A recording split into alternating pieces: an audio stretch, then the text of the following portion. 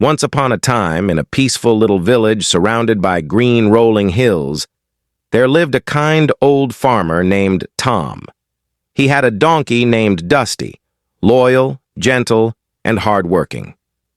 For many years, Dusty helped Tom plow the fields, carry heavy loads, and pull carts under the blazing sun. But as time went by, Dusty grew old. His legs weakened, his back bent, and his strength slowly faded away.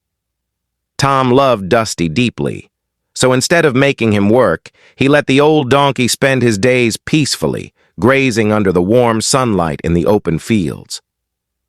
One afternoon, while Dusty was happily eating grass near the edge of the field, he took one wrong step, and suddenly, the ground gave way beneath him. Dusty slipped and fell into a deep, dark well. He cried out loudly for help, his voice echoing through the valley. Hours passed. Finally, a neighbor walking by heard the cries and rushed to see what happened. When he looked inside the well, his heart sank. There was Dusty, trapped and terrified. He quickly ran to the farmhouse to tell Tom.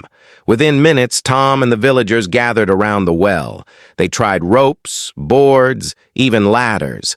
But the well was too deep. No matter what they did, Dusty couldn't be pulled out. Tom stood there in silence. He looked down at his old friend, his eyes filled with sadness. Finally, with a heavy heart, he whispered, "He's too old. Maybe. It's time to let him go." The villagers hesitated, but Tom gave the order. "Fill the well." One by one, they began to shovel dirt into the hole. At first, Dusty froze in shock. Then he realized they weren't saving him. They were burying him.